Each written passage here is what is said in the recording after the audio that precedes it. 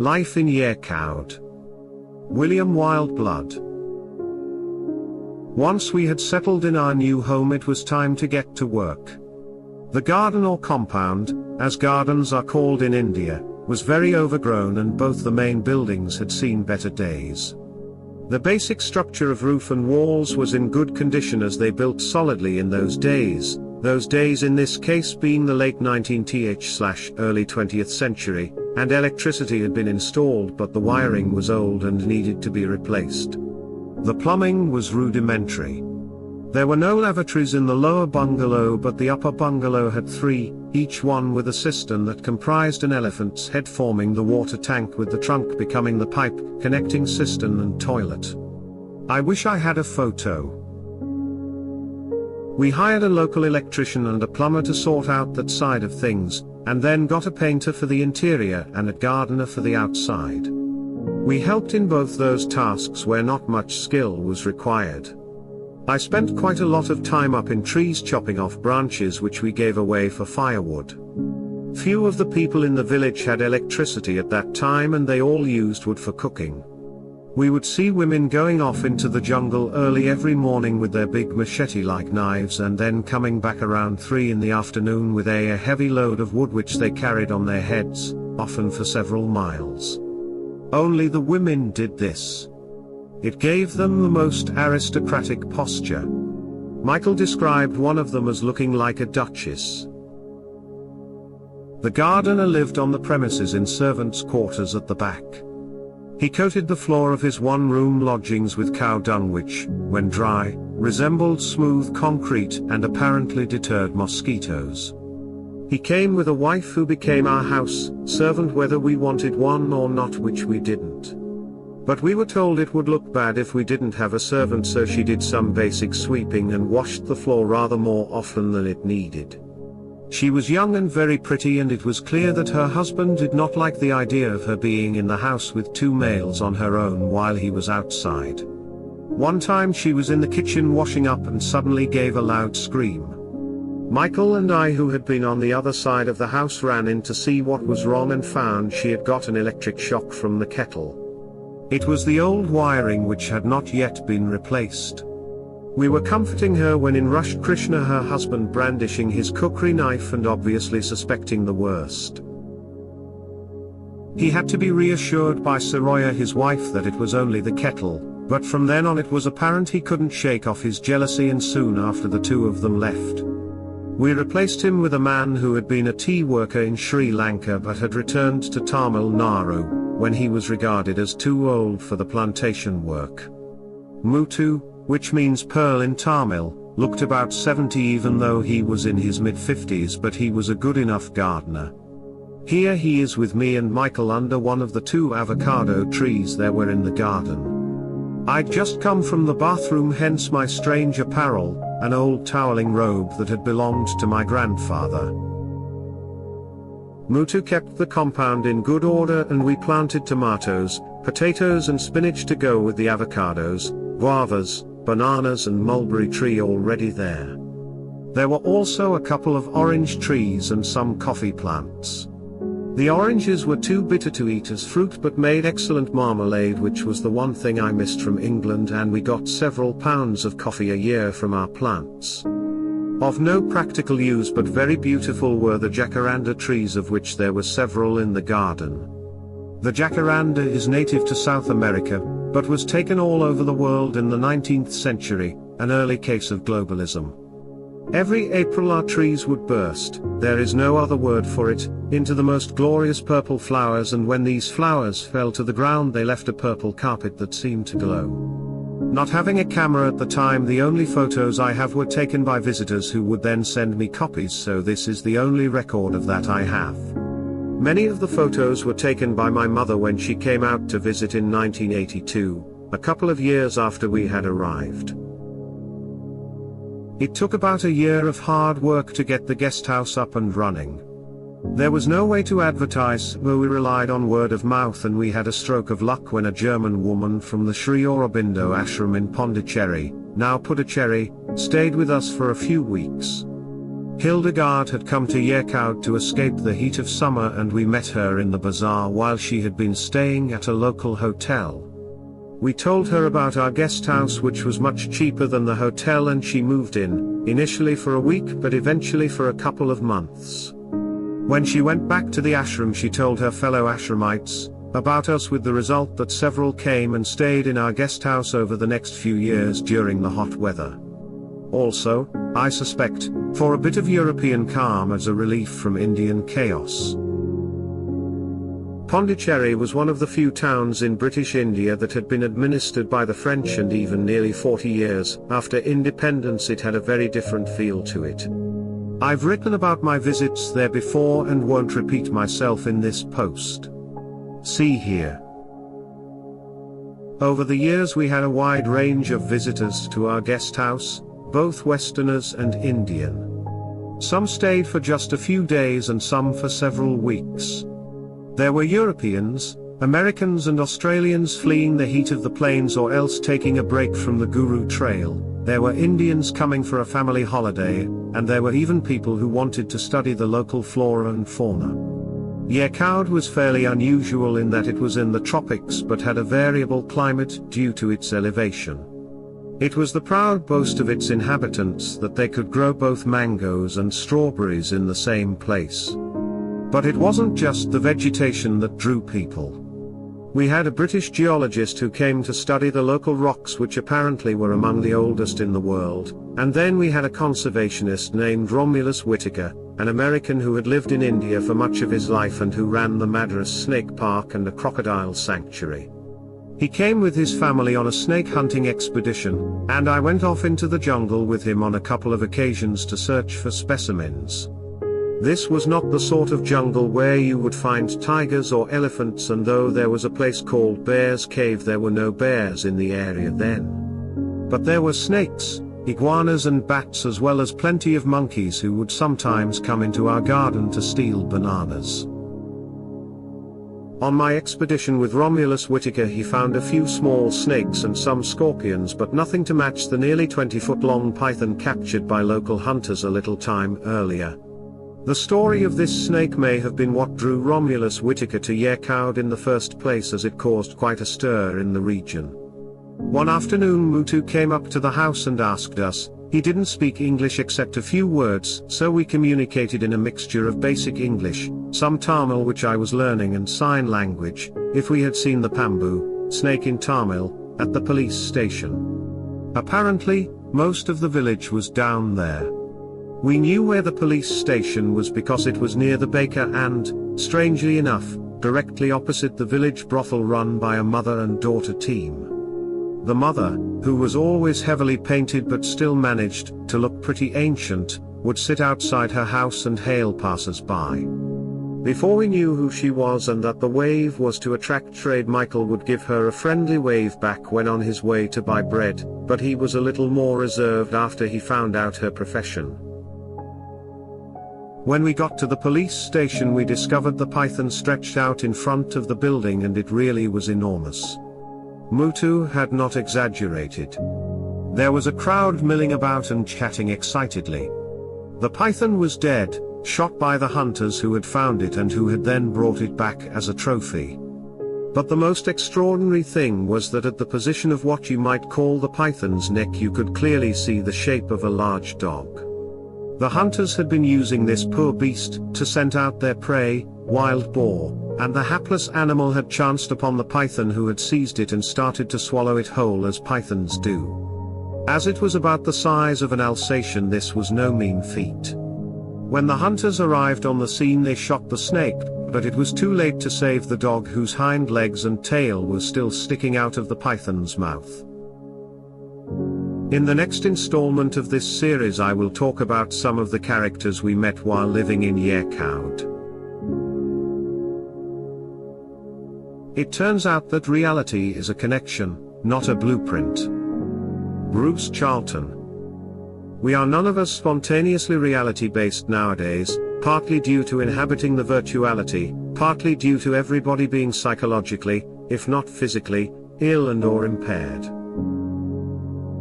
Since health and normality are unattainable, and because all external sources of guidance are tainted and corrupted by the inescapable totalitarianism of all institutions, including religions and churches, reality is now something we can achieve only intermittently and briefly.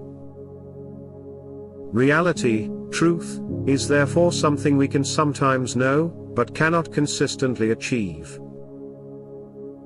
An extra problem is that our idea is reality is misconceived as some kind of blueprint, whether ideological or religious, something like a set of principles or laws, an instruction manual, or utopian map.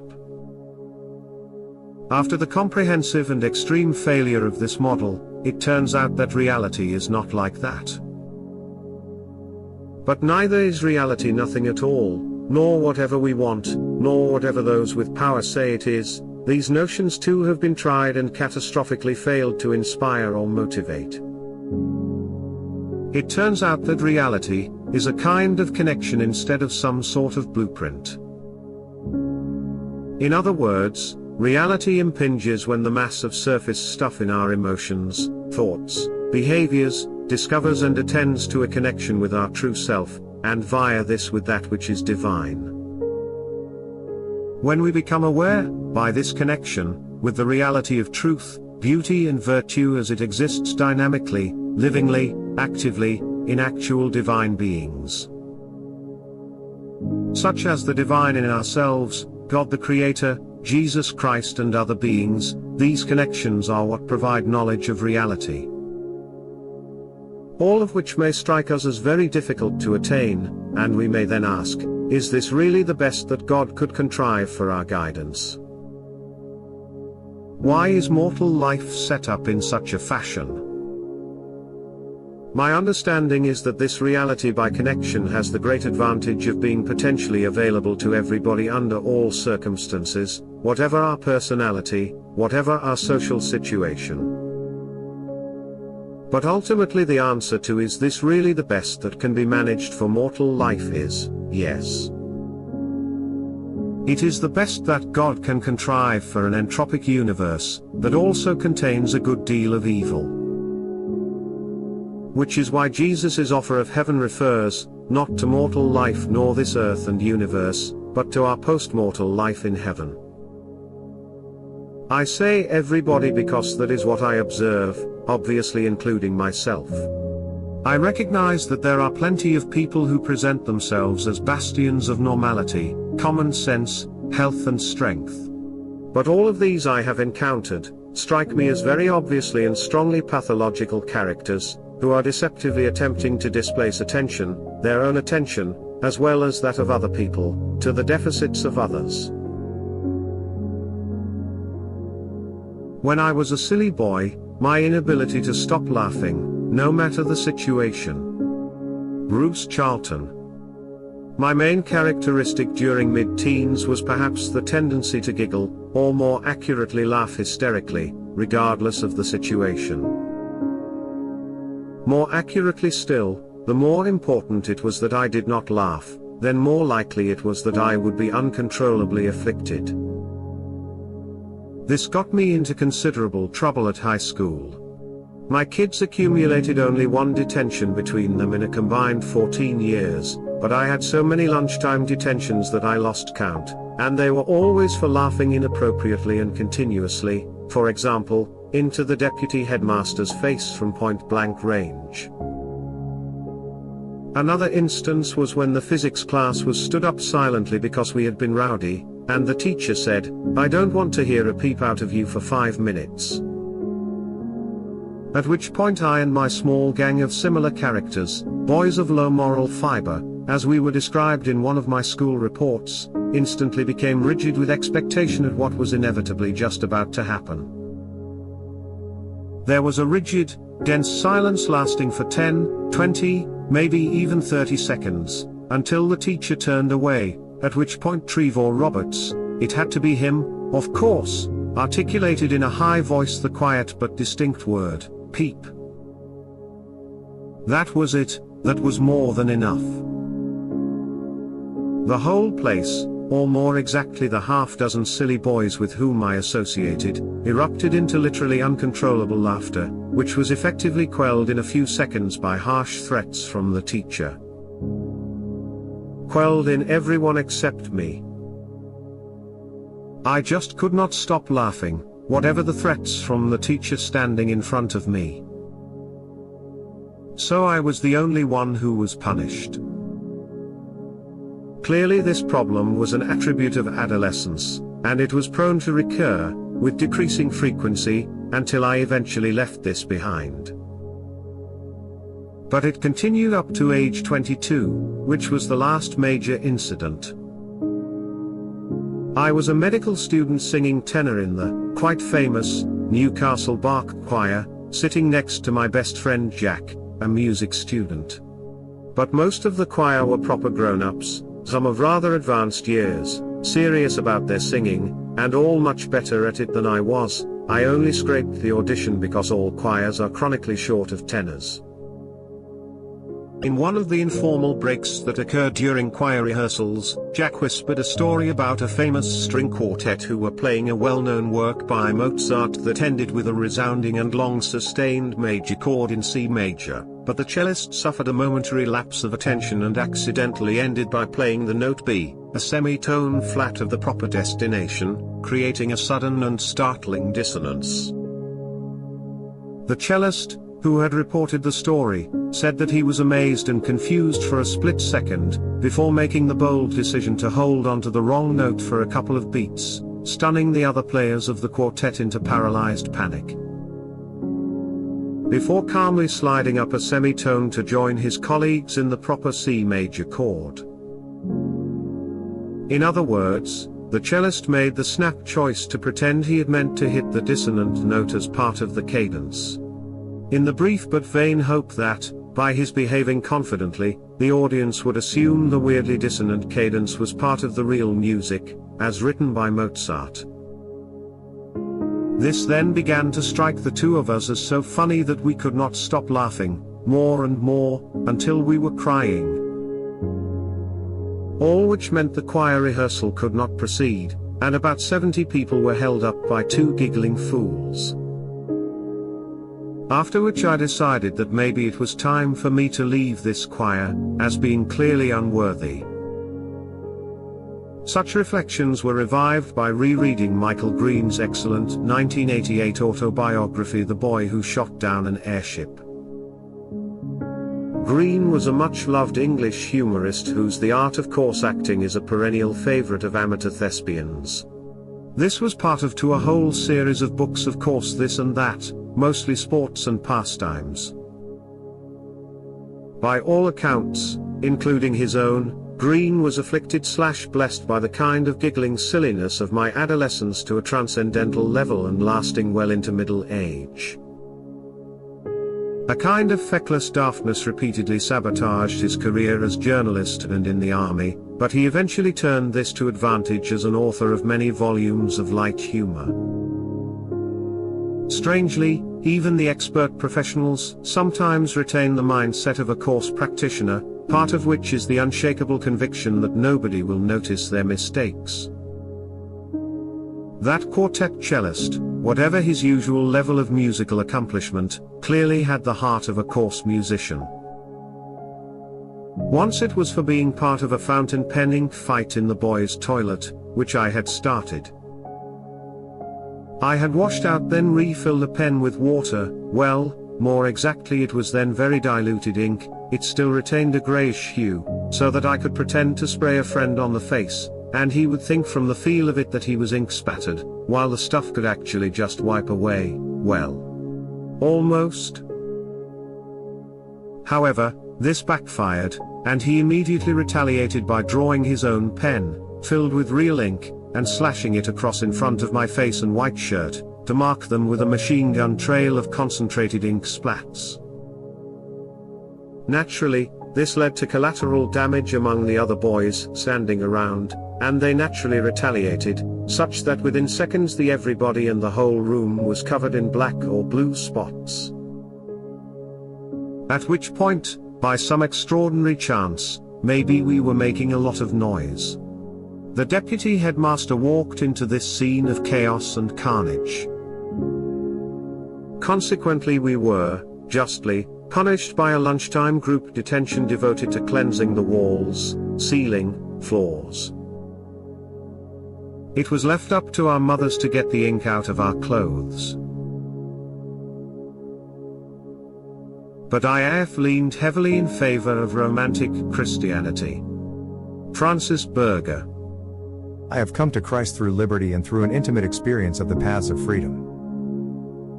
My Christian faith is not a faith based on habit or tradition. It was won through an experience of the inner life of a most painful character.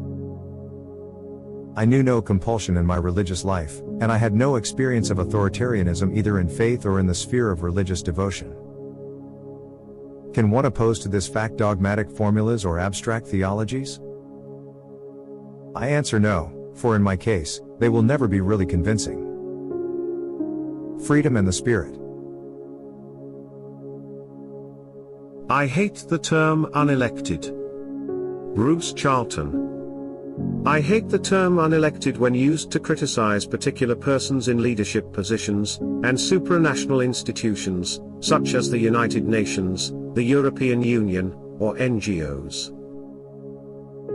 The reason I hate unelected used thus, is that it implies persons and institutions who have been elected, presumably by mass voting, are better than those who aren't. When in reality voting is intrinsically evil. And in our totalitarian world, we ought to know that large, wealthy, powerful people, organizations, corporations, governments, are qualitatively all on the same side and as bad as each other. A neglected form of dishonest argument. Bruce Charlton. Hell hath no fury like someone accused of dishonest argument, when they actually are arguing dishonestly. The self-righteous indignation at what seems a false accusation derives from the fact they are not consciously trying to deceive, i.e. to lie. The conscience is clear on that point. But this depends on the assumption that intentional lying is the only dishonest form of argument. However, although deliberate deception is very common indeed, and indeed compulsory in managerial positions of bureaucracies, it is not the only form of dishonest argument. One dishonesty in argument that I have encountered many times, especially over the past 3 decades, is people who will not address the point at issue, but persist in changing the subject to something else. Instead of winning an argument against what I am saying, the others refuse to engage in my argument and instead discuss something else. There may be many reasons for this. The others may not understand my argument, they may regard it as trivial, but the dishonesty is that 1. They will not engage with it, and 2. They dishonestly refuse to admit that they are not engaging. The dishonesty is in asserting that they are arguing about the same thing as me, when they are not doing so. This is extremely common. I encounter it a lot online. I used to encounter it frequently in my professional life. I have encountered it whenever my arguments became public and got into the professional literature and mainstream media. The big problem then was that the journalists refused to describe, engage in or discuss what it was that I was actually saying, and instead used it as a hook upon which to hang a predefined agenda that they did wanted to promote. This relates to a further dishonesty of argument, which is the pretense that one is interested in discovering truth by argument, when one is actually wanting to show that the other person is wrong. For instance, the other party may want to prove me wrong for many reasons, and some of these reasons may be good, but the point at issue here is that they are arguing dishonestly. They are not trying to refute my argument, because that would require engagement with what I actually have said. Indeed, often they don't even know what I am actually saying. They are arguing instead to demonstrate my wrongness, and that, therefore, I can and should be ignored. There is a world of difference, and to pretend one while doing the other, just is dishonest. Criticism evasion as a means of defending Christianity as a package. Francis Berger. The responses to my recent posts criticizing logos-centered Christians tend to have one thing in common: they avoid the criticism within those posts altogether. What were the criticisms in those posts of mine? My chief criticism, essentially leftist logos lovers railing against leftism, focused on the observed tendency of trad-minded Christians to overemphasize externals at the expense of internal personal discernment, making such externally oriented Christians prone to getting embroiled in leftist political and social narratives in the predetermined manner those leftist narratives dictated. I suggested that trad-minded Christians would do well to temper their external orientation with a little more internal focus, particularly in this time and place, where the left controls virtually all that comprises the external. On the matter of discerning babies and bathwater, I made specific reference to a trad Christian blogger who had posted a positive account of engaging with AI on the subject of God. I bluntly opined that asking AI about God amounted to spiritual perversion, as in, the spirit being turned in the wrong direction, and implored those who had interacted with AI on the subject of God to reflect upon their motivations and actions. I cited the lauding of AI as another example of the trad-minded becoming enmeshed in leftist paradigms. Oddly enough, the same Christian blogger agreed with my criticism, but then simultaneously and unceremoniously dismissed my observation, which he had wholeheartedly agreed with, as lacking authority. The facts and logic to which logos lovers submit concentrated on the recent assassination of a so-called right-wing political and social commentator and the subsequent and, sadly, predictable reaction logos-centered Christians displayed following the event.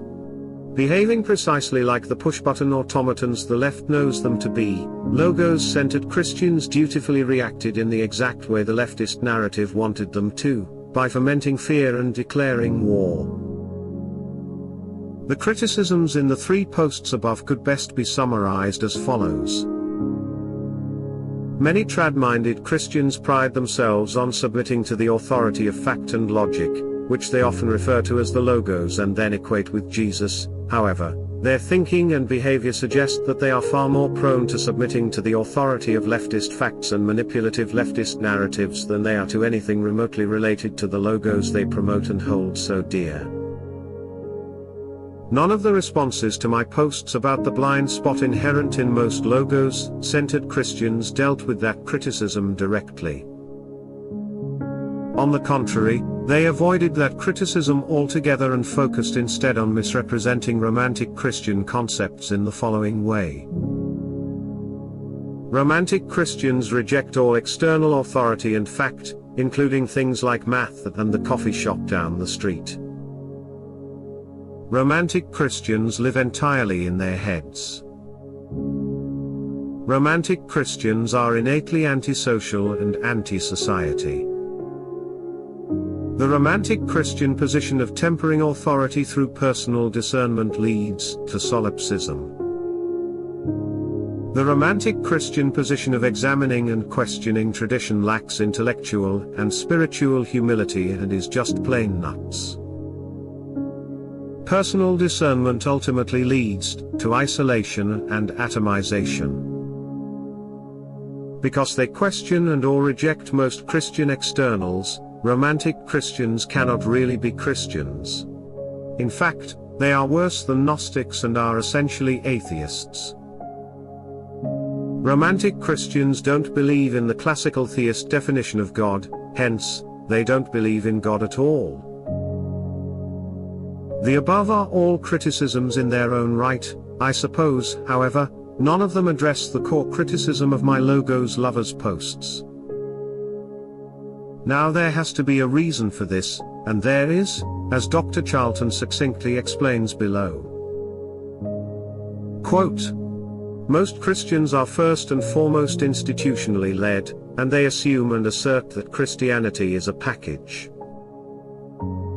Therefore, it is regarded as a stark choice between either affiliating to a Christian church and supporting totalitarian evil, or else rejecting totalitarian evil and therefore rejecting Christianity. End quote. Note, this is the last I will say about this matter for a while. The thing the trad-minded don't seem to understand is that I am not out to mock them for the hell of it. I criticize because I hope to inspire self-reflection, but it seems that such self-reflection will likely never occur. Such is the nature of freedom. Who is on the spooks payroll? Bruce Charlton. I am increasingly aware of the extent of intelligence activity in some of the most unexpected areas of life, such as the esoteric/New Age and religious domains. Spook spirituality, as I recently termed it, spook here meaning intelligence agent or operative. I also recall that many who were funded by the USSR intelligence services before 1980 did not know that this was the ultimate source of their grants and subsidies necessary for their survival, until after the fall of the Soviet Union, when their organizations suddenly went under. My inference is that something analogous but much bigger is going on with respect to current so-called A.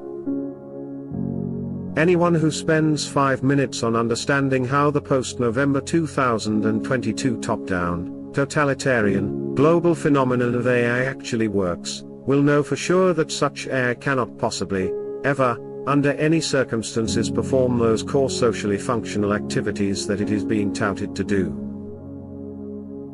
So how come so many people, including many self-styled Christians, fail this easy-peasy litmus test, and end up supporting what is currently and by far the globalist, totalitarian's major strategic program? At some level, these AI apologist people know they are spouting evil poison. So why do they do it? Best guess, they are on the payroll. They are benefiting, or hoping or expect to benefit, maybe directly, probably indirectly, perhaps via one of the numerous multiple intelligence fronts, from the multi-trillion-dollar program, benefiting in some way that is important to them. Going forward, this is going to be my assumption. Consequently, I shall do my best to shun such folk, because, obviously, spooks, spook servants, and spook dupes are not open to persuasion otherwise, nor to an appeal to their better judgment. Thus, argument with such agents is futile. Futile for me, that is, although it is exactly what they want, which is to waste my attention, effort, and time. The middle 1960s was the inflection point of a vast and strategic psychic attack on Western civilization. Bruce Charlton. The cultural changes in the West that happened in the middle 1960s, especially in the UK and USA, were stark and shocking at the time. Although still at a rural English primary school, I was very aware of these changes. They impinged upon me. I now regard the middle 60s as the inflection point of a vast and strategic psychic attack on Western civilization, mounted, mainly, by means of the mass media. Up to the middle 60s, the mass culture was very positive in tone, all about people opening their minds, about embracing everything with discrimination, welcoming the new, looking forward to the future. Change happened suddenly, beginning in summer 1967. For me, it was marked by the surprising change in our cultural leaders, the Beatles with their Sgt. Pepper album, the change in their fashion, behavior, style of music, beginning to espouse of radical politics and alien spiritual stuff. Things very quickly began to go sour, to lose innocence and optimism. From the cheerful primary colors and plastic miniskirts and bobbed haircuts and Union Jacks of I'm Backing Britain, then suddenly it was all about dirt, long hair, drugs, violent protest, Indian gurus, the Vietnam War, etc. From light to darkness, from us to them, from hedonic materialism to satanic spirituality. In retrospect, I think the whole thing was a strategic psychic attack. That is, an evil motivated attack on a person's soul. People were first encouraged to open themselves and welcome the future, then when this was achieved, all kinds of sickly stuff was poured in. From shallow relentless cheerfulness, suddenly it was about fear and resentment, the pseudo-seriousness of ignorant philosophizing about remote matters, and the hedonism took on a self-destructive quality as it styled itself as a revolutionary activity. This is a pattern: first encourage open and uncritical acceptance and positivity, then when this achieved, take rapid and powerful advantage of it to attack with demoralizing despair. And the pattern has recurred in culture, or at least this has been attempted, several times since. For instance, the UK Blair government in 1997 explicitly tried to replicate the 60s optimism, and openness and fun, cool Britannia, pass the sick bag please, before suddenly transitioning to massive bureaucracy, pervasive corruption, globalism and wars. Which had always been the whole point and purpose of the exercise. Again, this can be understood as a psychic attack. And, as well as at the mass and cultural level, the same sequence happens in individual persons. First get them to open up, and drop their guard, and welcome everything because all is one, all is good. Then pour in the nasty stuff, which they will at first welcome, i.e. they will invite evil into their hearts, and try to overwhelm and dominate, before they can understand what is going on. This can be understood using Owen Barfield's categories of the child's and tribal man's enchanted state of original participation, which is what gets aimed at by the phase of open acceptance. Contrasted with the modern condition, which is the alienated consciousness soul, cut off from its earlier immersion in the spiritual and communal. The effect of the civilization and personal psychic attacks is either that the person remains open and gets overwhelmed by the torrent of dark influences, like the casualties of the 1960s. Or else, when the individual experiences the torrential inrush of dark side, the barriers of alienation are re-erected and strengthened.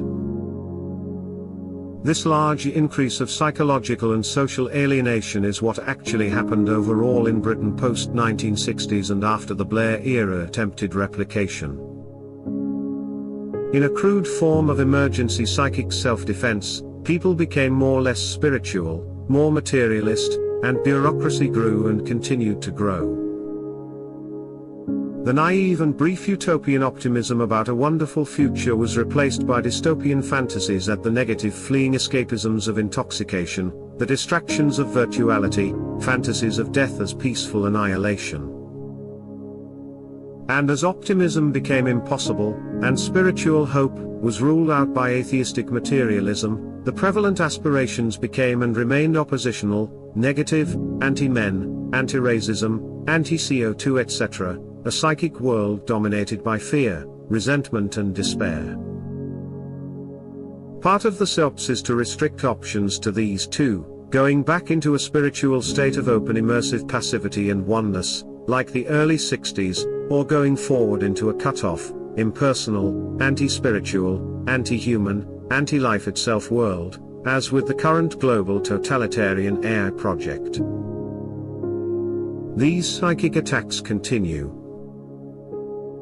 Unless you personally are happy to pick and live by one of these available and approved options, then you might do well to reflect on your underlying metaphysical assumptions that appear to make these two possibilities inevitable and exclusive. You might do well to explore the only coherent alternative of which I am aware, which is something on the lines of Owen Barfield's final participation.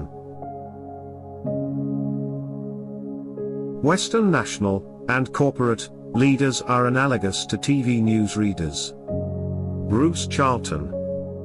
When you read about a summit meeting between the presidents and other nominal leaders of the Western nations, try thinking of it as a staged meeting of TV newsreaders. For instance, POTUS is, in essence, newsreader-in-chief for national politics. When you vote for a politician, you are choosing who shall be the dominant newsreader for the next few years. When a president, or CEO, gives a speech about some news strategy or policy, she is operating as a newsreader. A newsreader is not altogether powerless, because she can inflect the words with, for example, sarcasm or enthusiasm, and can interject a few ad-libs.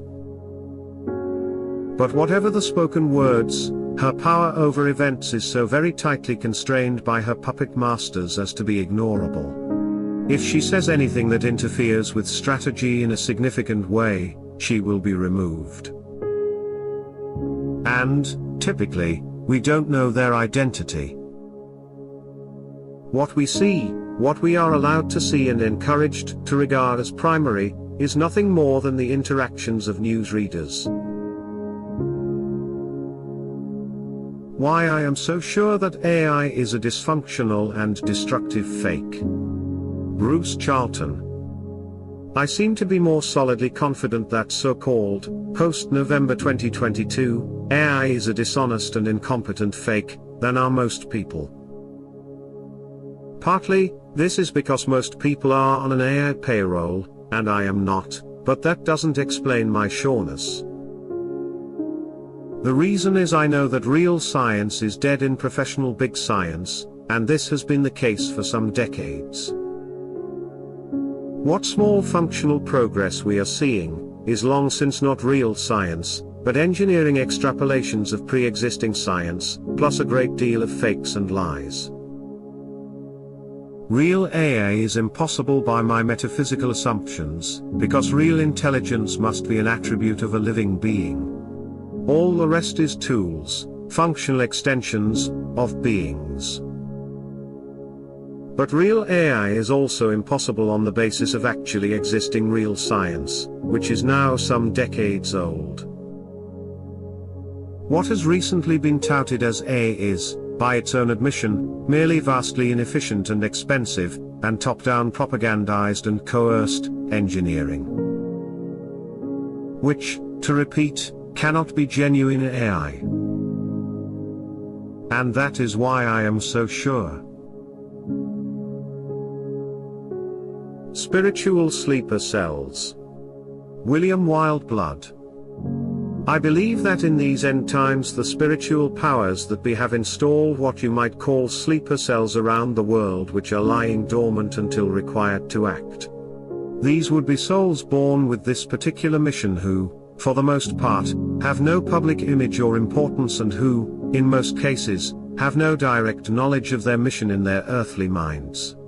They have been prepared for this before birth, but they still have to go through the normal human experiences. When the crisis comes about, they will be awoken to their task, which will be in the nature of a salvage operation. They have been prepared, and even now are undergoing preparation, but are not usually aware of this in their everyday minds. They may have an intuitive inkling that they are waiting for something, but as yet they know not what. Their higher selves will know, but in their conscious minds only some of this knowledge comes through. They may experience frustration in their ordinary worldly minds because of this disconnect between what they inwardly truly are and what they can outwardly manifest, and sometimes this may cause them difficulty in functioning in the world to their full potential. They must learn not to be concerned by this. Their mission is of greater importance than any worldly success or achievement. The values and judgments of the spiritual world are not those of this one. We really do live in unprecedented times. Everyone can sense this in different ways. Not everyone realizes that it is a spiritual crisis, but the consequences of centuries of wrong thinking are making themselves apparent. Not to put too fine a point on it, this will only get worse. This is not a case of pessimism.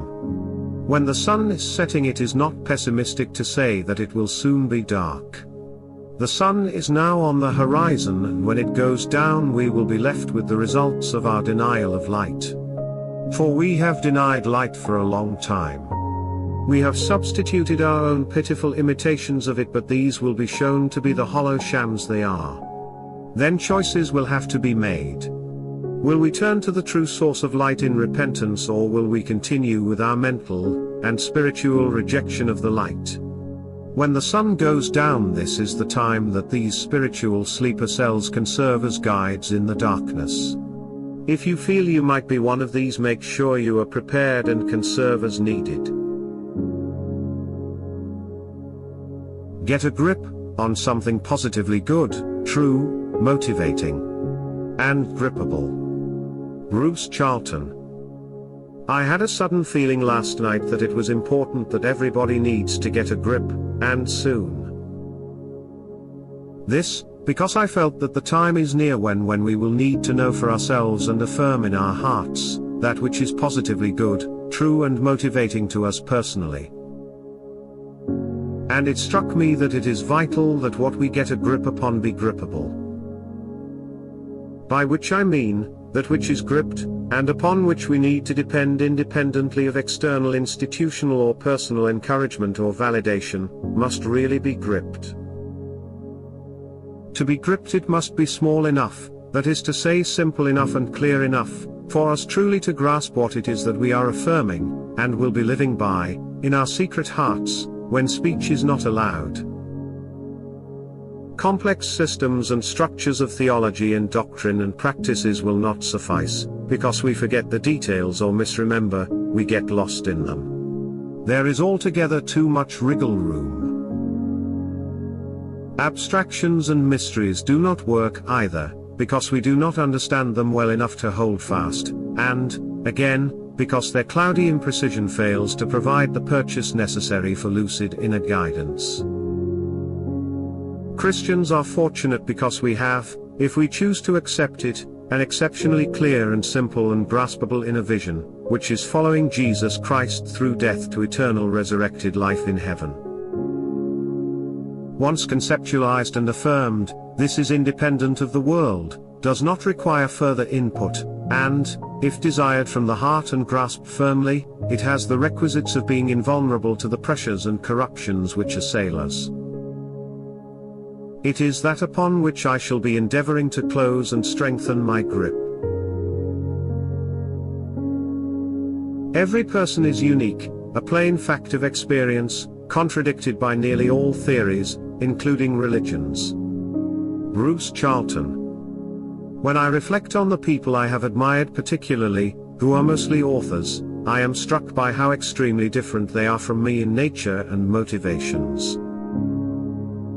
But then, I have never met anyone who is much like me, even superficially, not even my brother, who is obviously the most similar.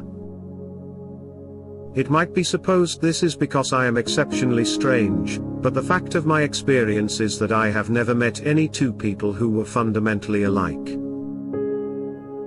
Every single person I have ever known at all, well, man or woman, was unique, and unlike any of the others in their nature.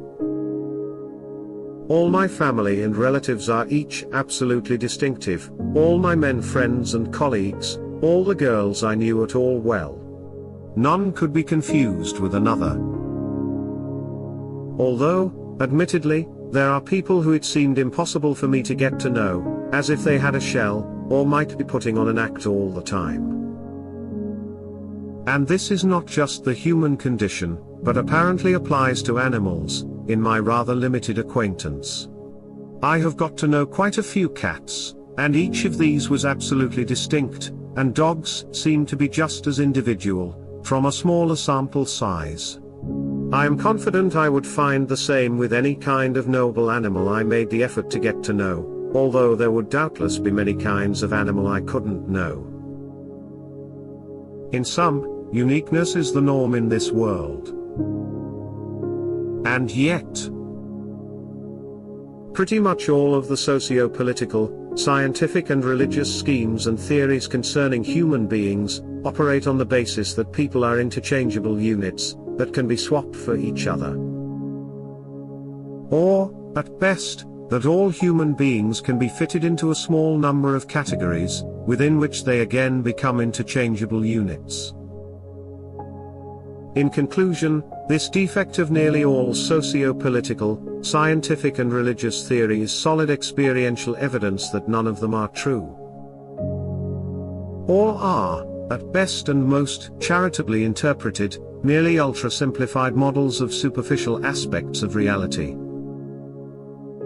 This includes Christian theories and theologies. At their hearts, all such schemata share a literally demonic indifference to actual people, actual beings, evident when any of these models are regarded as being the truth about reality. The supremacy of society or personality. A pressing question. Francis Berger.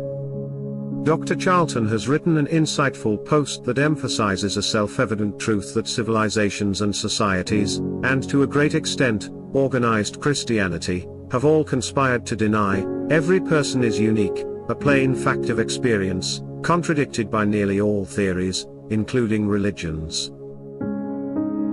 Rather than excerpting excellent points from the post, I will focus on a comment Bruce left in response to Lyth.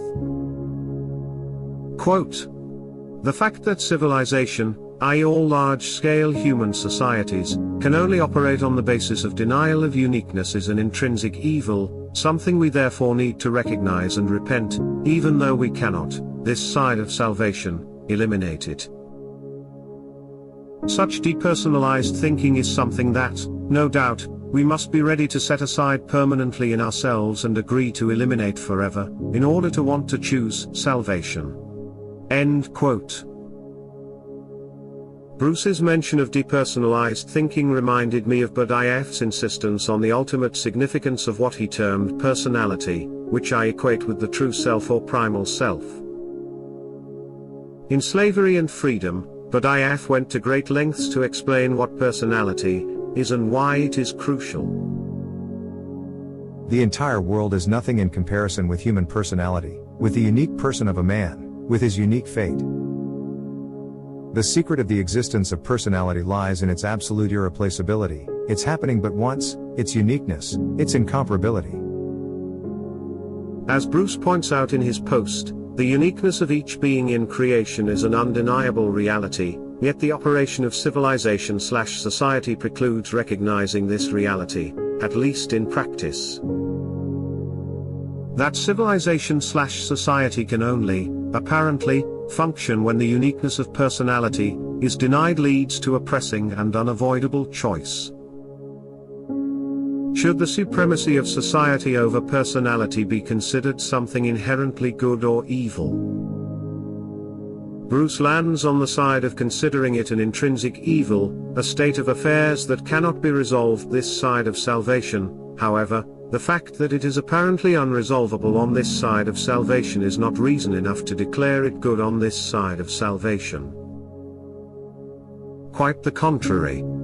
As Bruce notes, the supremacy of society over personality is an intrinsic evil that must be recognized as such and repented if we ever hope to set aside and eliminate permanently on the other side of salvation. Berdyaev also regards the supremacy of society over personality as, at best, a necessary evil that poses the risk of being an enslaving force that can, and often does, lead to spiritual death. Unlike most traditional Christian philosophers and theologians, Berdyaev does not consider civilization, society, or even religion itself to be superior to personality. Personality is a subject, and not an object among other objects, and it has its roots in the inward scheme of existence, that is, in the spiritual world, the world of freedom. Society, on the other hand, is an object. From the existential point of view, society is a part of personality, it is its social side, just as the cosmos is a part of personality, its cosmic side. Personality is not an object among other objects and not a thing among other things. It is a subject among subjects, and the turning of it into an object or a thing means death. A bit later in Slavery and Freedom, Berdyaev states, personality is the absolute existential center. Personality determines itself from within, outside the whole object world, and only determination from within and arising out of freedom is personality. Personality as an existential center presupposes the capacity to feel suffering and joy. Nothing in the object world, nation, state, or society, or social institution, or church, possesses this capacity. Berdyaev then outlines how and why personality is not defined by its relation to society. Personality is defined above all not by its relation to society and the cosmos, not by its relation to the world which is enslaved by objectivization, but by its relation to God, and from this hidden and cherished inward relation it draws strength for its free relation to the world and to man. Nor by external society/civilization obligations. Personality is bound up with the consciousness of vocation. Every man ought to be conscious of that vocation, which is independent of the extent of his gifts. It is a vocation in an individually unrepeatable form to give an answer to the call of God and to put one's gifts to creative use. Personality that is conscious of itself listens to the inward voice and obeys that only. It is not submissive to outside voices. The greatest among men have always listened exclusively to the inward voice and have refused to conform so far as the world is concerned. For Berdyaev, personality transcends all its worldly considerations. Personality in man is not determined by heredity, biology, and society. It is freedom in man, it is the possibility of victory over the world of determination. Many traditionally/conventionally minded Christians might interpret the above to mean that Berdyaev, and Bruce and I, advocate for solipsism, but Berdyaev dismisses these concerns by stressing the communal aspect of personality. Personality is communal, it presupposes communion with others and community with others. The profound contradiction and difficulty of human life are due to this communality. In a nutshell, Berdyaev regards society/civilization in their past and current forms as objectifying forces. In objectivization, we may find only symbols, but not basic realities. The objective spirit is only a symbol of spirit. The spirit is real. Culture and social life are symbolic. There is never reality in an object. In an object, there is only a symbol of reality. Reality itself is always in the subject. The idea that reality is social, through and through, top to bottom, is only really real through the supremacy of personality over society, through the spiritual communion and relationships established and nurtured by persons through love, not through relations dictating by an objectifying, depersonalizing force that denies the uniqueness of personality as a spiritual and existential center in its own right. The supremacy of society over personality remains, sadly, at the core of much Christian thinking and provides the basis for reactionary thought. The bulk of such thinking stems from an earlier mode of religious consciousness with assumptions that regarded this worldly society as part and parcel of the celestial hierarchy and the heavens. Valuing society over personality is the hallmark of reactionary thinkers like Demetra and de Binold, who regarded society organically, as an organism of which a person was merely a part. For Demetra and de Binold, a society/civilization that denied personality was inherently good, and they regarded persons hierarchically rather than personally. Within such assumptions, the body as a whole is worth more than any of its individual parts. Thus, part of the body's function involved ensuring that all the individual parts were working properly, even when or especially when the uniqueness or personality of the individual parts threatened the whole. Reaction may have served some positive purpose in the past, but its assertion of the supremacy of society over personality is no longer simply unviable, it may prove to be spiritually lethal. After all, Auguste Comte was a reactionary in his own right. Like Demetra and de Binold, Comte also believed in the supremacy of society over personality. The only real difference between the three reactionary thinkers is that Comte favored the establishment of a secular, scientific elite rather than a religious elite to rule over personality. Believing in the supremacy of society over personality from a Christian perspective entails believing in the rule of an authoritarian God presiding over a hierarchical creation that denies the uniqueness of its beings and values the hierarchy over such personal uniqueness. It entails believing that heaven is run the way Christendom was run in the Middle Ages. I do not believe heaven is run that way, even though the world once was. I also do not believe that returning to some Christendom mode of governance would do much to improve things because it would merely be another version of supremacy of society. Moreover, I believe that any Christian who assumes heaven is run the way Christendom once was may have a difficult time recognizing and repenting the evil inherent in believing in the supremacy of society over personality, to the point that it may act as a formidable obstacle to salvation. AI is the reductio ad absurdum and revenge of truth is out there. Bruce Charlton. There is a fundamental, integral, by assumption incoherence of Western thinking, that was described by Rudolf Steiner in The Philosophy of Freedom, 1894, then further elucidated by Owen Barfield in Saving the Appearances, 1957. These deep errors have not been acknowledged, so could neither be analyzed nor be reformed, therefore have remained, and now are wreaking their revenge in the strategically destructive nonsense that is the post-November 2022 totalitarian global project of AI.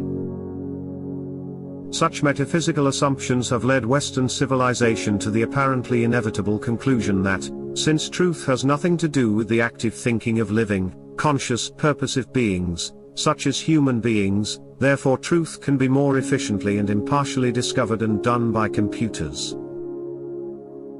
For the idolaters, truth is something that can be built into a logical system, and it is the job of rational humans to submit to. Whatever that logical system tells us is true. For idolaters, AI is just a mechanical tool for discovering, and perhaps implementing, those self-explaining and objective truths which are implicitly regarded as floating around out there, waiting to be discovered and used. For the truth out there, gang, truths are like pre-cut diamonds mixed into a vast heap of useless rubble, and they regard AI as merely a machine for sifting through trash and extracting the valuable elements. There is widespread acceptance, among the managerial and intellectual class, of the false mantra of truth is out there, objective, independent of what we think about it, with its implication that rational men therefore ought to submit to that external truth. And because this nonsensical assumption is integral to the functioning of bureaucracy and functional discourse, the demon-serving powers that should not be, most of the middling people of Western society have ended up supporting, by word and deed, even when there are vague mental reservations, an insanely dysfunctional but mandatory project to replace human consciousness with machine algorithms in as many kinds of socio-economic activity as possible. This happens because it is lazily assumed that the only alternative to the fake reasonableness of truth is out there is the solipsism of truth is in my mind. Such vague ideas of the subjectivity of truth have been floating around the counterculture for many decades, indeed a few centuries. For example, my truth notions, such that ultimate truth is wholly subjective, is whatever I currently assert it to be. Such subjectivist relativism is just as incoherent as truth is out there, but in addition it is upfront socially subversive and destructive. So it seems that mainstream responsible opinion, which will not reject the exclusive dichotomy of conception, it has doubled down on truth is out there. Consequently, it is routinely pretended, but aggressively, that real truths are objective, independent of minds and consciousness, and have nothing to do with what humans, or anyone else, thinks. It is important to recognize that external truth assumptions are shared across the divide between mainstream materialist atheism and mainstream church Christianity. Therefore, the totalitarian assumption that it is the duty of individuals to submit to external truth is also shared by totalitarians of secular and Christian types. This, I suggest, is why the truth is out there. Christians have so often embraced and celebrated the totalitarian AI project. Church-rooted, or systemic, Christianity on the one hand, and materialist secular atheism on the other hand, are in this respect two sides of the same coin of truth is out thereism. And this explains their analogous failure to discern the fraudulent and evil-motivated nature of current AI. The main difference between church Christian and secular AI idolaters seems to be that the Christians want their AI systems to be trained on a somewhat different data set. Other than that, church Christians seem to be eagerly anticipating a system of AI religion, a fusion of bureaucracy and computers, that they hope will become objectively valid, and to which they believe we ought then to submit obediently. Note added, the reason for the apparently exclusive dichotomy of truth as either wholly subjective or wholly objective, is that Western philosophy has assumed this separation and division into place, then finds that it cannot be bridged. Most who realize that the result is a choice of two incoherent possibilities then assert some version of oneness spirituality, which also does not make sense, since it provides no basis for creation or human existence, and there is no basis in it for any distinction or discernment of life. The only coherent basis I have found is to assume that the fundamental reality is of pre-existent/eternal living beings, and this is the basis of true distinction and discernment. We start with beings. And divine creation is a matter of developing relationships and creating cooperation between such beings. This means that the baseline is that all knowledge is a product of the relationships between conscious beings, so that detached subjectivity and objectivity are alike meaningless. Double negative values lead to self-justified spitefulness. Bruce Charlton. The other day I was musing upon how intelligence work seems to attract and encourage the worst kind of people, and develop the worst kind of habits, probably because it is, from the late 19th century at least, almost wholly engaged in destruction. For instance, the rationale of national interest is used to excuse even the vilest of destructive practices, which are then denied, lied about and or blamed on others, which is a perfect setup for generating extreme corruption of individuals and institutions. One example of what is apparently a very common activity was described in an earlier post, whereby the British were successful in fomenting dissent in the German-occupied Denmark of World War II, the aim being to use up more German resources. The mechanism for this was that the Danish people's lives were made deliberately much more miserable, and their sufferings greatly increased. This is an example of double negative values in action, values that are reducible to opposition to something bad, or, at least, something defined as bad, or negating the negative. The values of modern Western civilization are entirely double negative. There are no public values that are rooted in the support of some positive value, such as the traditional transcendental values of truth, beauty, and virtue. When the West discarded and did not replace its religion of Christianity, a moral system of double negations was the inevitable outcome. Because ultimately destructive, a double neg morality attracts, encourages, and makes habitual an attitude of spitefulness, and this is exactly what we find. So that much public and private moralizing here and now is, very obviously, once you are aware of the possibility, spitefully motivated, its highest goal being to inflict misery and harm on some person, institution, nation, or cause that is regarded as bad, and thereby deserving of it. Yet, as I've often said, spite is one of the very worst of sins, one of the most advanced forms of evil. Resentment is one of the premier besetting sins of the modern West. Resentment-based leftist ideologies are our highest values, our most praised motivators. I mean ideologies such as class war, feminism, anti-racism, climatism, etc., which are officially devised, propagandized, promoted, rewarded, enforced, through the totalitarian apparatus of law, media, and the state and private bureaucracies.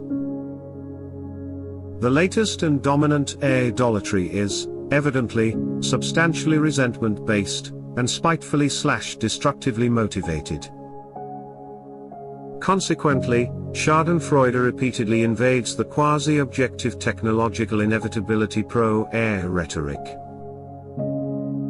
Action aiming at the spiteful destruction of something we resent, is therefore currently one of the most powerful of motivators, sometimes even to the paradoxical extent of sustaining actions of great courage, courage being itself a virtue. For instance, a war motivated by resentment and the spiteful desire for destruction of the enemy, an enemy who may in fact be superior to oneself, may nonetheless inspire virtuous altruism, self-discipline, acceptance of hardship, and valor. Or when intelligence services, typically deployed in the subversion, immiseration and destruction of better men and nations, yet, sometimes, evoke exceptionally courageous behavior among their operatives, such as spies. Nonetheless, and bearing in mind that unrepented evil is not a static state but feeds upon itself and increases, it can easily be observed that when organizations are negatively, destructively, motivated, then, no matter their supposed justification, they are intrinsically corrupt.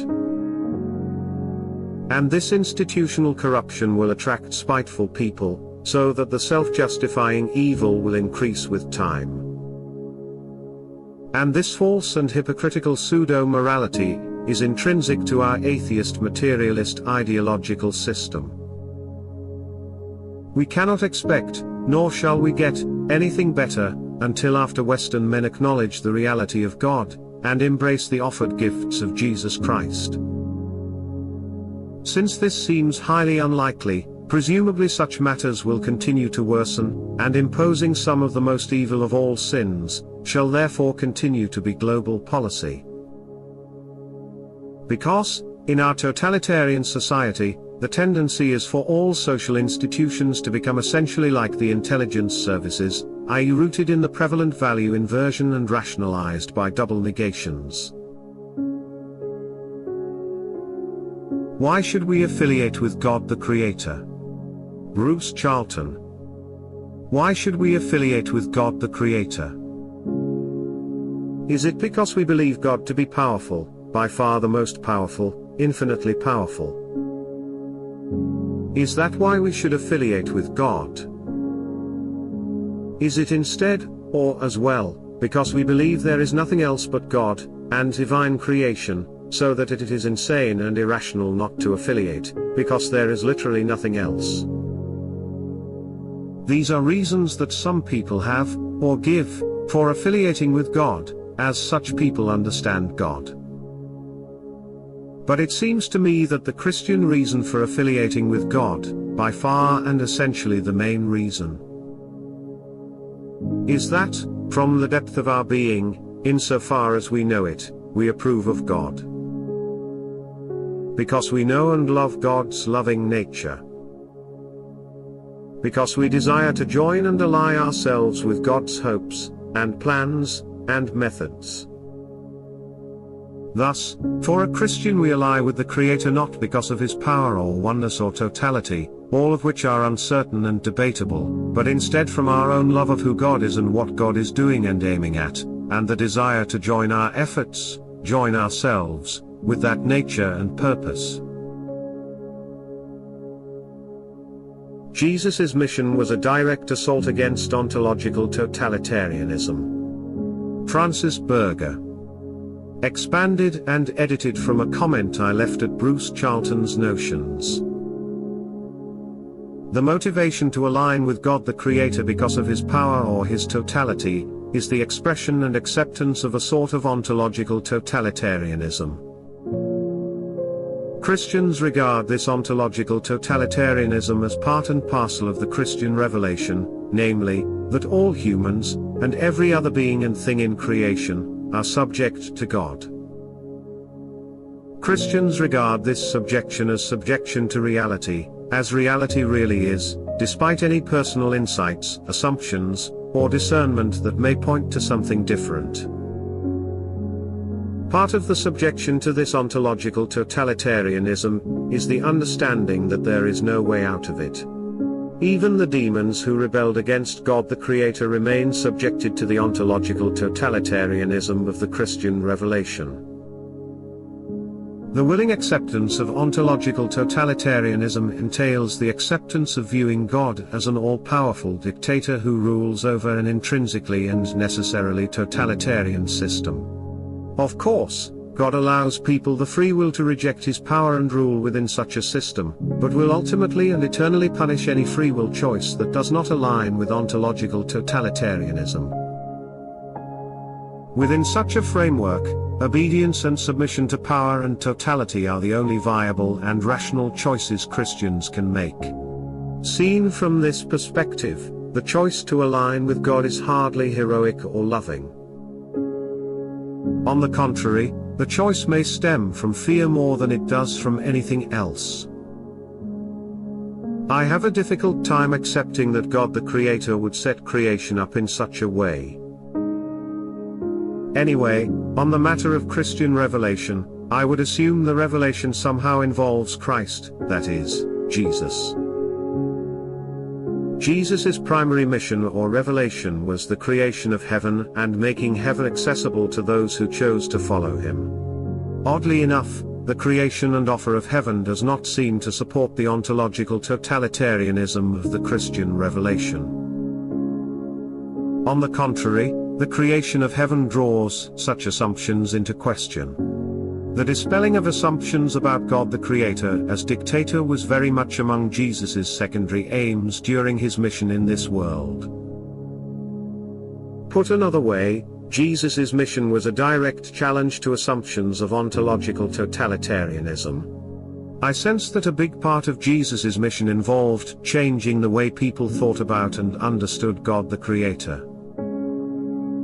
Part of his mission involved shifting consciousness away from ontologically totalitarian assumptions and towards something else entirely. Most Christians appear to have missed this, at least as far as I can tell. Does the ubiquity of faked photo evidence, going back decades, mean that stuff didn't happen? Bruce Charlton. One of the benefits I have derived from reading Miles W. Mathis is an habitual sensitivity to the use of faked photographs. Mathis is a professional artist and has a trained and expert eye for such matters, but so crude are most of the photo fakes that detecting them is mainly a matter of considering the possibility. It turns out that almost all of the visual evidence for almost all of the major mass media narratives is faked. And I am not talking about those undetectable deep fakes which the media have themselves been hand-wringing over recently, but crudely faked pictures, videos and films, in top status contexts, and that are accepted by everybody in authority. It turns out that these crude fakes go back over many decades, more than a century, even to the early usage of photography in providing evidence to back up the claims of the leadership class. If we just look for ourselves with a prepared attitude, the pictorial evidence is obviously bogus, in some way. These faked photos are so common that it is unusual to find a picture of somebody or some event famous and important that has not been significantly tampered with, in line with the narrative that is pushed. Perhaps most famously these include the space program and moon landings, where most of the iconic images were faked. Despite that, as I believe, the space program and moon landings really happened. So, what does this mean? In the first place, it is proof of the routine dishonesty that has characterized the Western ruling class. Anyone who has been involved in the workings of large institutions and corporations over the past few decades will know that the imperative to be truthful is something completely alien to those who work in such environments. Their imperative to say and show whatever serves their purposes, constrained only by watching their backs in case there is a leak or accusation. It simply does not occur to such people that they ought to tell the truth and be honest. Such a notion is not even aired then rejected, it isn't even mentioned, all efforts are instantly put into attempting the management and manipulation of perceptions. However, it was not always thus in all social institutions. For example, I can vouch for the honesty of scientists and academics in the UK during the middle 20th century. They were shocked and openly critical about the way that the media distorted and misrepresented their work.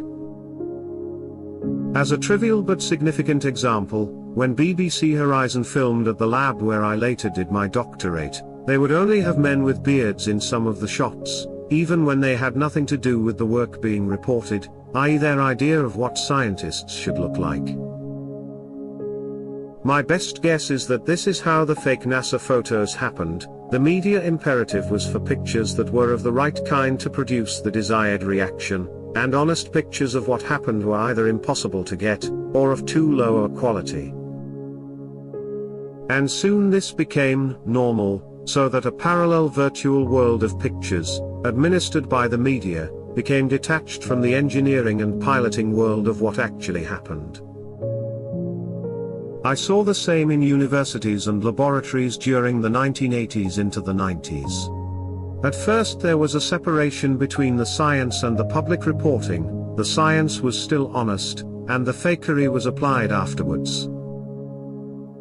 But once the strict habit of honesty had been broken, the truth about stuff was on a slippery slope to routine, pervasive, near total fakery, which is where we have been in the West since around the millennium. Now the fakery is everywhere and all the time, everybody is dishonest with everybody else in public life, and nobody knows what is true. Our society cannot fulfill a functional purpose, or even know whether our purpose has been achieved. Does a fake photo mean that nothing is happening at all, or something different is happening, or is it just a matter of making better visuals for what really happened? Fakes are built on fakes in vast constructions, and we cannot ever know if or when we have reached the bottom. Everything significant we are shown is faked, one way or another, if not visually then by interpretation. All we can do with confidence is identify that the evidence is fake, that we are being lied to, and the purpose is to manipulate us. But, spiritually speaking, knowing that is enough. Note added, the way that this visual evidence usually works is that, before seeing the images, people are told what the images will show. And that is what people then see. After which they suppose the image proves what they were originally told, the circle has closed, the narrative has been proved, and anyone who contests it must be evil, insane or dishonest. An example of such circularity was the triggering fake visuals of MLB Summer in 2020. Noisiest bonfire night ever. Bruce Charlton. It's bonfire night tonight, which is the main UK firework event, so November 5th is always pretty noisy for someone who lives within a mile of the city centre. And not just the 5th. Every year there are always sounds from fireworks, somewhere, every night from before Halloween until several days after the Guy Fawkes has been burned, although not many bother with this aspect nowadays. But today is by some margin the noisiest ever. The sound of banging and whooshing has been constant and loud, continuous for 5 hours, so far. Almost drowning out the uniquely powerful vocal roaring and singing from Newcastle United Stadium, where they have been winning a European Cup game. Also continuous have been the sirens of the emergency services, fire/police/ambulances, which might, but need not, mean anything very terrible happening, since these vehicles do love making a noise, and need no excuse for doing so. This kind of racket is quite exciting and doesn't trouble me as an occasional thing, at least, not now that the kids have grown up. It certainly did annoy me when they were babies and had just dropped off, then were woken and disturbed by bangs. But I am surprised by just what a big thing Bonfire Night obviously is for many people in 2025. It is not many years since the Gunpowder Plot Festival was waning inexorably, and looked like disappearing, having been, it seemed, displaced by the rise of Halloween, less than a week earlier. Yet another thing I don't understand about life here and now. Coherence, hope, enchantment, Father, Son, Holy Ghost. Bruce Charlton. I have found that Rudolf Steiner's insight into the consequences of unbelief, of three kinds, to be powerful and important. In brief, Steiner said that to deny God, be an atheist, was a sickness, to deny Jesus Christ was a calamity, and to deny the Holy Ghost caused spiritual dullness. I would rephrase this in positive terms. To believe in the reality of a personal, loving, Creator God, is necessary for us to have a coherent understanding of the human condition in the universe. Theism enables reason. To believe in, and accept, the great gift of Jesus Christ, his offer of resurrected, eternal, heavenly life beyond death, is what enables us to grasp the sustaining strength that comes from hope. Hope being a necessary virtue in this world which includes entropy, death and evil, as endemic and inescapable. To have direct personal experience of contact with the spiritual person of the Holy Ghost, is what enables us to know the reality of God and Jesus Christ, rather than merely know about them. Put differently, the Holy Ghost is what enables us to know as real and true, those intermittent, and perhaps brief, occasions of enchantment and romance in this mortal life. Or, in other words, without the Holy Ghost the work of God and Jesus would just be theories. The Holy Ghost is what makes the difference between escapist make-believe or fear-driven delusional fantasy on the one hand, and that magical experience which is a foretaste of the heavenly condition. Note, Steiner's insight is important for Christians to consider, since there is a tendency to conflate the significance of belief in Father, Son and Holy Ghost, as if conversion to one implies all others. But, to my observation, these elements of faith are separable in theory, and often in practice. Note, I regard the Holy Ghost as our spiritual experience of the person of the resurrected Jesus Christ. James D. Watson has died, so, no more great scientists remain alive.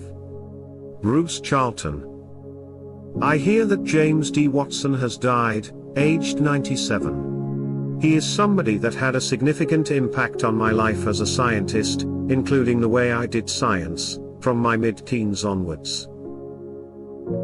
I wrote about him several times, and he is positively cited in my book about real science, but especially a defense of him, just about the only defense in the official scientific literature of that time, for which he thanked me, when he was subjected to a lying and evil-motivated woke/PC media firestorm as an exemplary punishment for speaking and writing unacceptable truths. My colleague Ed Dutton recently published an extremely interesting book about Jim Watson, and was the first to announce his death.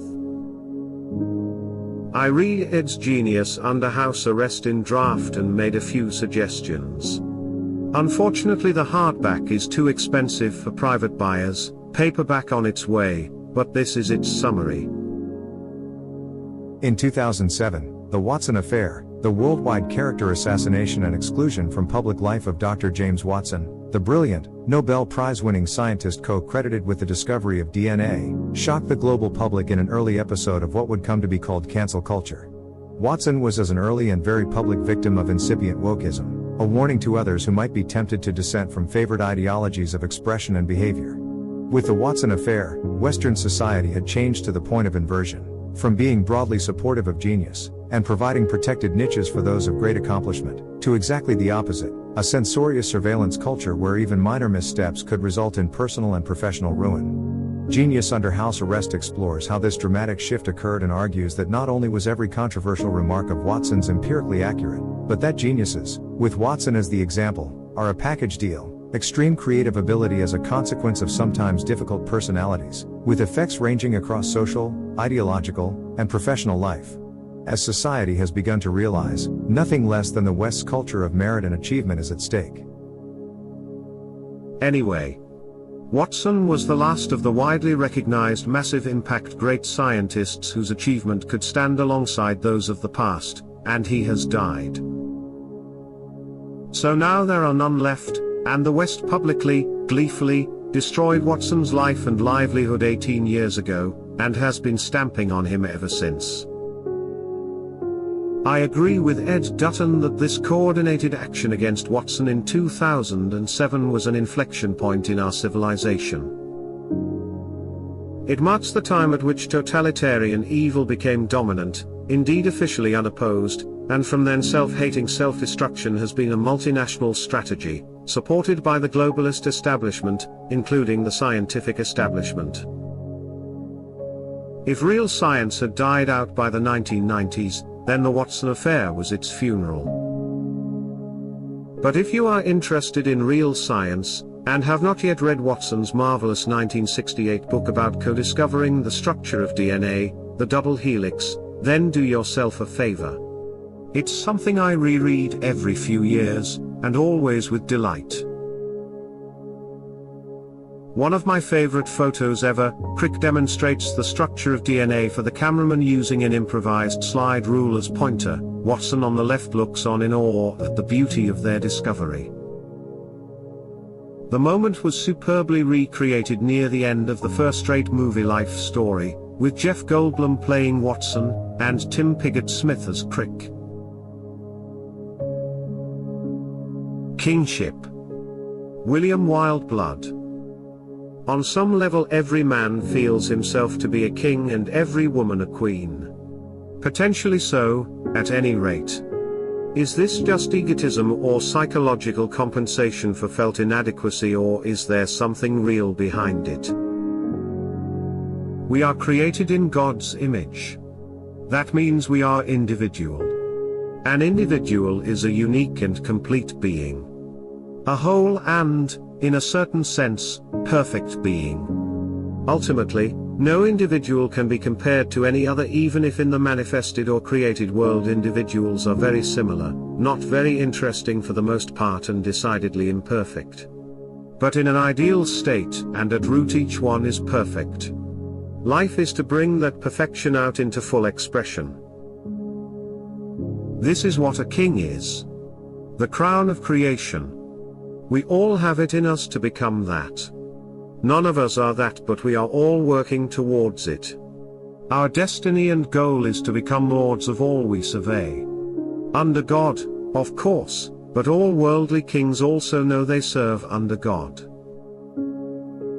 God is the King of Kings. Pilate said to Jesus, "So you are a king?" Jesus answered, "You say correctly that I am a king. For this purpose I have been born, and for this I have come into the world, to testify to the truth. A king exists not just to rule but to manifest God in the world. All kings believe in divine right, which means their right to rule comes from God and God has invested them with his power. The first quality of divine being is will, and a king manifests this divine will in his person. When Christ was in this world he appeared as a humble servant, but as Pilate recognized he was a king really. The image on the Turin shroud is the most regal image I know of, which points to its authenticity. Christ is the King of Heaven, and he said that what he did we can too. This means that we too are kings, or will be when we have reached the end of our spiritual journey. Note the stillness in this face. It is the face of a man of power who is in perfect possession of himself, completely centered in the true reality of his being. That is what a king is. To be a king is to reach the point where you can manifest God's glory, where base metal has been turned into gold. It is what the soul was created to be, the male, a king, the female a queen,